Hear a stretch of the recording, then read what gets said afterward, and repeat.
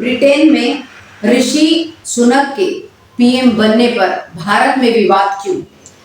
आप देख रहे हैं नगमा की नजर से, आपके साथ में नगमा खान। 1992 के राष्ट्रीय अल्पसंख्यक आयोग अधिनियम की धारा 2C के तहत 23 अक्टूबर 1993 में सरकार द्वारा जारी अधिसूचना में 5 समुदायों मुस्लिम, पारसी, सिख, बौद्ध और ईसाई इन्हें मान्यता दी गई और उसके बाद 2014 में जैन समुदायों को भी अल्पसंख्यकों में शामिल किया गया। अल्पसंख्यकों की बात मैंने इसलिए की कि कल से जो ब्रिटेन में भारतीय मूल जिसे कहा जा रहा है कि जो पीएम बने हैं ऋषि सुनक, जो भारतीय मूल के भी अब ऐसी खबरें आ रही कि नहीं है, वो पाकिस्तान के हैं, तो उस पर तो विवाद अभी चल रहा है। लेकिन हमारे भारत में किस लिए विवाद हो रहा है ये समझ में नहीं आ रहा है। वो जो पीएम बने हैं वो वहां के ब्रिटेन के अल्पसंख्यक है, जिसके चलते यहाँ के कुछ नेताओं ने ट्वीट कर दिया है। उन्होंने कहा है कि हमें भारत से सीखना चाहिए, जिसमें कांग्रेस के नेता शशि थरूर और हमारे पूर्व वित्त मंत्री पी चिदंबरम शामिल है। तो इस तरह नेताओं ने टिप्पणी की है और उन्होंने ट्वीट किया है। तो ये उन्होंने इसलिए किया है कि जिसको हमारी गोदी मीडिया ने अल्पसंख्यक में इतने सारे समुदाय आ रहे हैं, उसके बाद भी उन्होंने कहा है कि सिर्फ मुसलमान, आप सुनिए खुद कि क्या कहा है उन्होंने, जो कि हम अल्पसंख्यक में 6 समुदाय आ रहे हैं, उसके बावजूद भी सिर्फ गोदी मीडिया ने मुस्लिम का ही नाम लिया है। हमारे देश में बहुत सारे विपक्षी नेताओं ने अब ये कहना शुरू कर दिया है कि जैसे ब्रिटेन ने एक अल्पसंख्यक हिंदू नेता को अपना प्रधानमंत्री बनाना स्वीकार कर लिया, क्या उस तरह से हमारे देश में भी कभी कोई अल्पसंख्यक मुस्लिम प्रधानमंत्री बन पाएगा?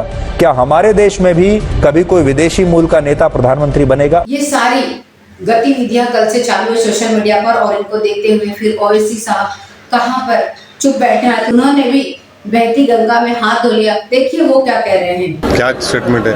जो ब्रिटेन, मैं तो बोला कि इंशाल्लाह मेरी जिंदगी में या मेरी जिंदगी के बाद एक हिजाब पहनने वाली बच्ची भारत की प्राइम मिनिस्टर बनेंगे बोल के। यही सारी बातें आ रही हैं। जब भी कहीं चुनाव आता है तो भारत को कहीं ना कहीं से मुद्दा मिल जाता है और नेता आपस में ही भिड़ जाते हैं। कोई और दूसरे विषय पर तो बात ही नहीं करता है, चाहे वो फिर शिक्षा से जुड़ा हो, स्वास्थ्य से जुड़ा हो या विकास से जुड़ा हो। ये सारी बातें धरी की धरी रह जाती हैं और जनता को भी ये पूरी उलझाने की कोशिश करते हैं।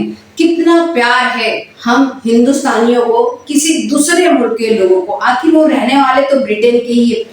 ऋषि सुनक यहाँ आने वाले नहीं है, ना ही लोग जिस तरीके से गोदी मीडिया प्रचार कर रहा है और लोग कह रहे हैं भारत का क्या फायदा, भारत का क्या फायदा, भारत का कोई फायदा नहीं। वो वहां के हैं और वो वहां पर पीएम बने, तो जाहिर सी बात है वो अपने देश के लिए करेंगे। हम भी तो हमारे देश के लिए करते हैं, वैसे वो अपने देश के लिए करेंगे। उनका देश ब्रिटेन है जहाँ के वो पीएम बने हैं।